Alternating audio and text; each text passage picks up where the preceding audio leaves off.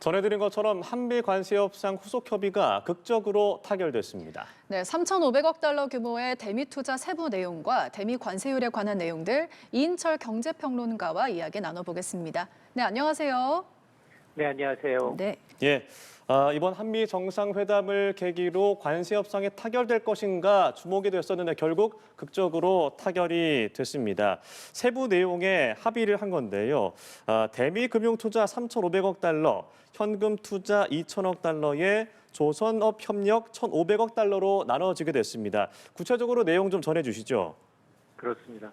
사실 노딜 우려가 컸었거든요. 예. 미국은 자꾸 준비가 돼 있다고 하는데 우리는 국익을 우선하면서 좀 디테일에 좀 주목을 했었습니다. 어쨌든 이제 한미 무역 협상 타결의 그 내용을 좀 들여다보면 당초 이제 3,500억 달러 가운데 지금 우리는 2천억 달러 가량 현금 투자에다가 플러스 알파 조선업 협력 프로젝트 1,500억 달러로 구분해 추진하겠다라는 겁니다. 예. 이에 대해서 이제 김용범 대통령실 정책실장은 이번 협의가 단순히 이제 자금 이전이 아니라 양국의 전략산업 동맹을 강화하기 위한 차원이다라면서 연간 한 200억 달러 한도 내에서 단계적으로 집행하게 되면 외환시장 충격을 좀 최소화할 수 있다라고 이제 설명을 하고 있습니다. 특히 이제 눈길을 끈 게 그렇잖아요. 이제 트럼프 대통령이 이 CEO 서밋에서도 계속해서 마스가 프로젝트를 강조했는데 예. 이 조선업 프로젝트입니다. 2,500억 달러에 되는 조선업 프로젝트에 대해서 한국 기업이 주도로 추진하고 투자 이외에도 보증도 포함하겠다라는 겁니다. 자, 이렇게 되면 사실 앞서서 이제 지금 협의를 체결했던 유럽연합과 이제 일본과는 조금 결이 좀 다르게 되는데요. 네. 어쨌든 우리가 이제 이 미국에 추진하는 대형 프로젝트에 참여를 하지만 대미 투자를 기반으로 이제 산업 협력이 확대가 되는 건 맞지만 현금 투자 플러스 조선업 동맹이라는 새로운 어떤 협상 모델이 이제 등장한 셈입니다. 예. 앞서 일본과의 이 협상 내용을 우리가 좀 면밀하게 살펴보면서 관세 협상 이 줄다리기를 이어왔는데 사실 막판까지 줄다리기로 그 마지막까지 결정되지 않은 내용들이 있지 않습니까? 우리에게 어떻게 보면 조금 더 우리가 좀 더 가져왔다라고 볼 수 있는 내용입니까? 어떻게 보십니까? 일단 이 3,500억 달러 전액 달러 선불 요건은 불가능하다. 그래서 예. 우리가 이제 무제한 통화 수업까지 이제 미국에 요구했었고 한 달 이상 미국은 대답을 하지 않았다고 합니다. 그러니까 사실상 이제 무제한 통화 수합 후에 조건이 되지 않는 거죠. 원하는 기축 통화가 아니기 때문에.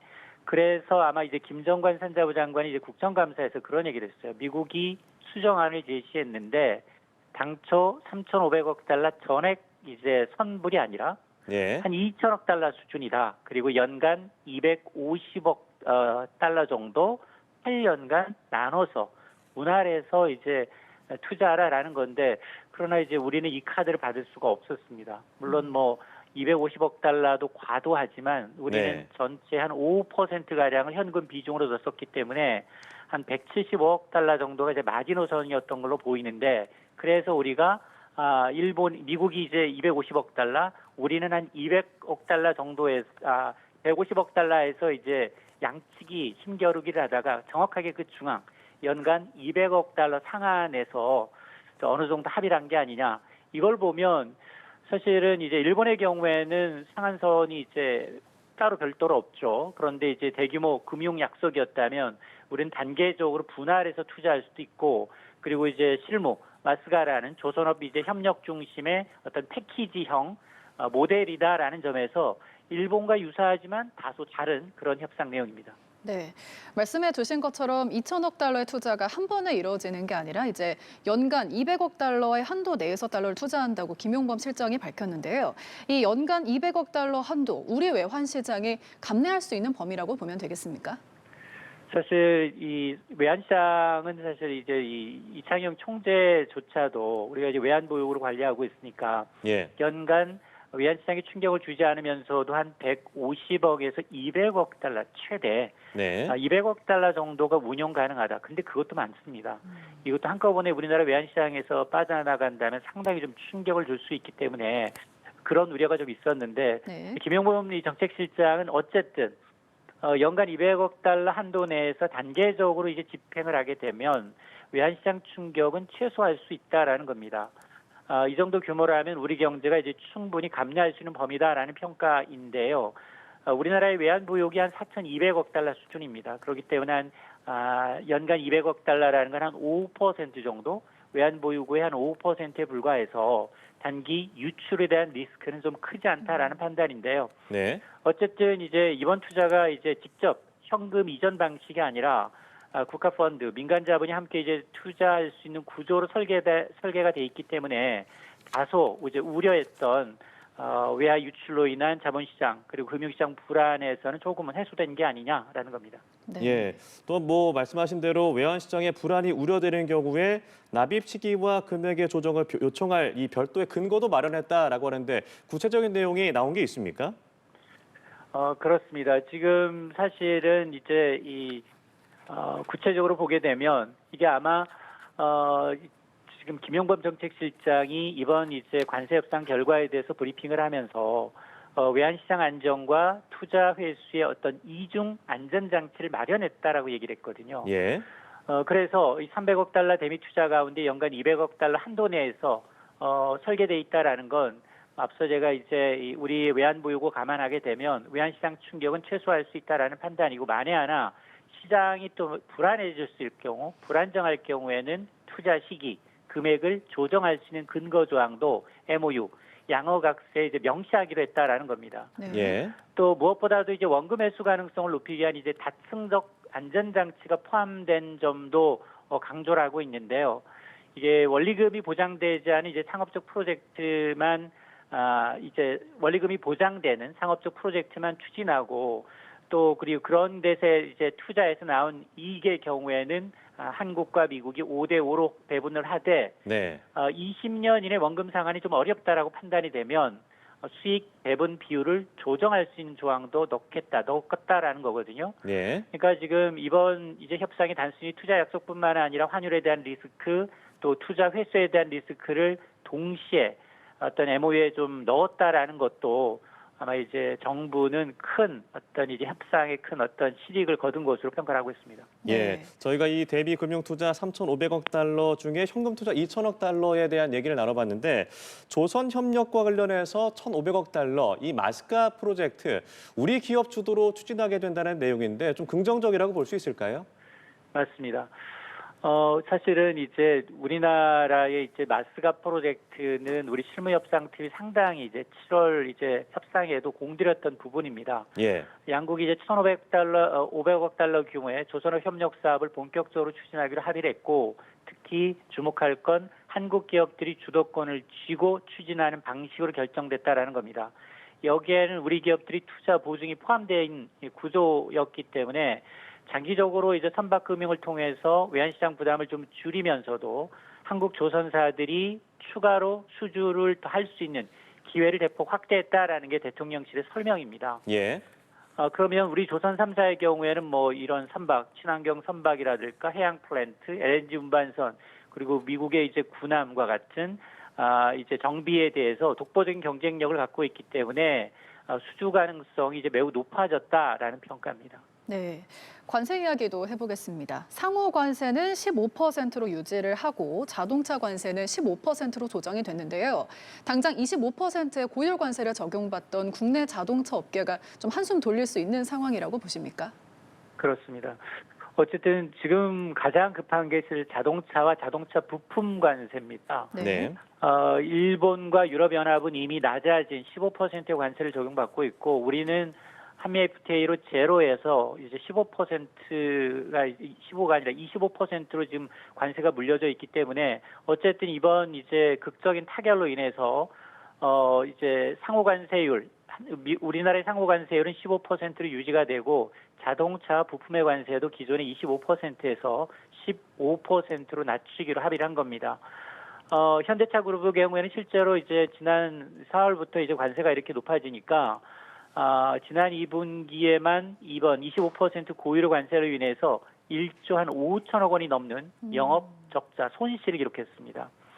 이 관세가 그대로 연말까지 지속됐다면 연간 영업이익이 최대한 6조 원 정도 이상 줄어들 수 있다는 우려까지 제기가 되어 왔는데, 어쨌든 이번 합의로 자동차 수출 채널이 정상화되면서 뭐 현대기아차, 한국 GM, 르노코리아 같은 우리나라 주력 완성차 업체들의 수출 물량이 더 늘어나고 실적 회복에 좀 발판이 될 것으로 보이고 네. 예. 특히 이제 미국 내 전기차 공장 가동률 제고와 더불어서 현지 조달망을 좀 확충하게 되면 상당히 좀 긍정적 영향을 줄 것으로 보이는데 그럼에도 불구하고 사실은 한미 FTA 이점이 사라져서 2.5% 누리던 혜택이 더 줄어들었기 때문에 아마 이제 우리 기업들은 조금 더 가격 경쟁력 면에서 좀 더 신경을 써야 합니다. 예. 또한 이 반도체의 경우에도 이 대만과 대비해서 불리하지 않은 정도로 적용된다라는 내용인데 대만은 미국과 이제 관세 협상 관련해서 이 결정이 된 것은 아닌 거죠? 맞습니다. 사실 지금 뭐 트럼프 대통령은 의약품 관세, 반도체 관세 이렇게 품목별 관세에 대해서 계속 으름장을 놓았습니다. 100% 매기겠다, 200% 매기겠다. 그런데 이제 이번에 대통령실은 반도체 분야에 대해서도 우리의 주된 경쟁국인 대만과 비교해서 불리하지 않은 수준의 관세를 적용받기로 했다. 아직 이제 이 미국이 반도체는 굉장히 좀 어떻게 관세를 매기냐에 따라서 그 품목이 굉장히 달라질 수 있습니다. 네. 모든 가전제품, 전자제품, 자동차 반도체가 다 포함이 되기 때문에 아직 정확하게 미국 트럼프 행정부가 이제 반도체 관세율을 정하지 않았기 때문에 그동안 이제 미국은 반도체를 전략산업으로 지정을 하면서 굉장히 차별적인 고율의 관세가 부과될 가능성을 좀 우려해 왔는데 어쨌든 이번 합의로 우리의 주력 산업이라고 할 수 있는 반도체, 특히 우리의 주요 경쟁국인 대만과 비교해도 불리하지 않은 수준이다라고 못을 박았기 때문에 예를 들어서 이제 다른 품목처럼 뭐 이제 관세가 뭐 100% 200% 올라간다 하더라도 최혜국 대우를 받는다면 한 15%선 정도 네. 상한선이 된다면 우리는 뭐 대만이 뭐 15% 상한선에 적용받는다면 그 정도 내지는 그 이하의 관세를 적용받을 수 있다라는 것이기 때문에 우리의 뭐 삼성전자,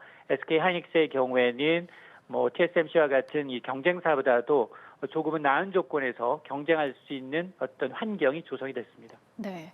품목별로 관세 내용 짚어보고 있는데요. 의약품도 당초 100%라는 고율 관세가 부과될 예정이었는데 의약품은 최혜국 대우를 받게 되고 또 일부는 무관세를 적용받기로 했습니다. 우리 제약 산업에도 긍정적인 소식이 될 것 같은데 맞습니까? 맞습니다.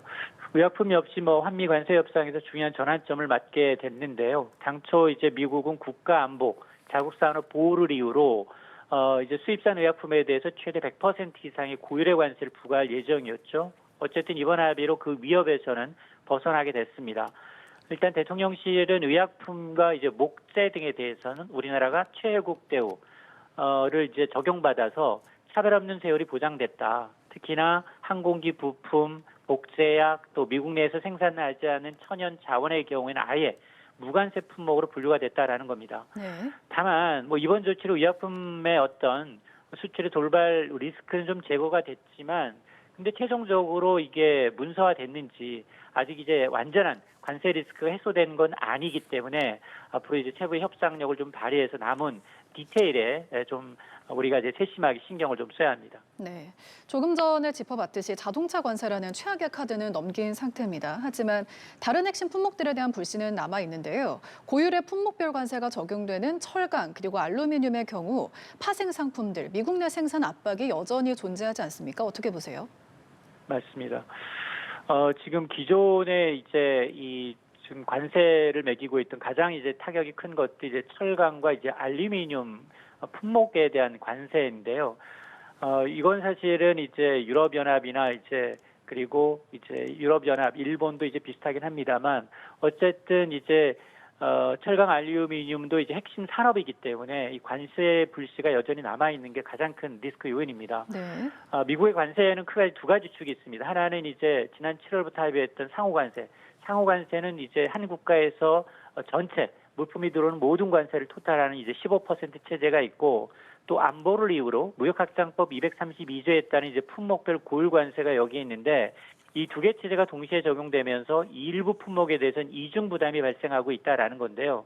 특히나 철강과 알루미늄의 경우에는 원재재뿐만이 아니라 뭐 변압기, 가전제품, 볼트, 너트, 철강이 들어가 있는 400여 개 파생 상품에 대해서 50% 고율의 관세가 부과가 되고 있습니다. 예. 이는 뭐 단순히 무역 규제가 아니라 이제 생산 기지를 아예 미국으로 옮기라라는 이제 압박 성격이 강한데 물론 미국이 국가 안보를 명분으로 해외 생산을 좀 억제하면서 미국 내 투자, 일자리, 제조업 이제 부활을 좀 꾀는 전략을 병행하고 있는데 아마 이게 이제 다음 우리가 이제 풀어야 될 숙제가 아닌가라는 생각을 하고 있습니다. 네, 이번 한미 관세 협상 이 타결 소식에 이 환율이 급격하게 떨어지기도 했는데 물론 이제 낙폭을 줄였습니다만 앞으로 좀 안정적으로 좀 환율이 이어질 수 있을지 전반적으로 이번 한미 관세 협상의 의미 어떻게 정리를 할 수 있을까요? 맞습니다. 일단은 저는 이제 노딜 우려가 너무 컸었기 때문에 예. 절충형으로 타결한 건 굉장히 좀 높이 평가하고요. 특히나 우리 실무협상팀이 굉장히 노력한 흔적이 보입니다. 우리는 사실 원화로 10년간 분할하는 걸 이제 요구했었지만 원화로 받는다는 건 뭐 다른 투자 협상국들도 똑같이 원할 테니까 미국이 수용할 수 없고 여기다가 이제 10년은 아니지만 어쨌든 트럼프 임기 이외에 연간 200억 달러씩 2천억이라고 하면 200억 달러라고 하면 분명히 이제 현실적인 수준에서 굉장히 접점을 찾았다라는 데 의미가 좀 있고요. 예. 또 하나 이제 아마 투자 이익 배분과 어떤 투자처 지정 등 뭐 세부 상황에 대해서도 일본과 이제 미국이 맺은 어떤 투자 금융 패키지와 비교해도 상대적으로 나쁘지 않다라는 건 분명히 보이거든요. 네. 다만 좀 아쉬운 건 우리는 이제 일본과는 달리 FTA 체결 국가였기 때문에 그동안 누렸던 관세 어떤 지위가 좀 약화되면서 오히려 같은 시장에서 똑같이 관세를 낼 경우에 EU와 일본 제품과의 경쟁이 더 치열해질 수 있다라는 겁니다. 그래서 아마 물론 뭐 이번 관세 리스크를 일부 완화했다라는 데는 부분적인 승리이지만 앞으로 이제 후속 협상을 통해서 가능한 한 이제 최애국 대우를 많이 확보를 하면서도 우리의 이익이 좀 줄어들지 않도록 극대화할수록 그리고 이제 추가적인 품목별 관세가 좀 남아 있는 거고 또 외환 시장에 대한 어떤 견제라든가 이런 것들에 대한 어떤 대비를 하는 것이 좀 필요해 보입니다. 네. 한미 관세 협상 후속 협의와 관련해서 이인철 경제평론가와 이야기 나눠봤습니다. 오늘 말씀 고맙습니다. 네, 고맙습니다.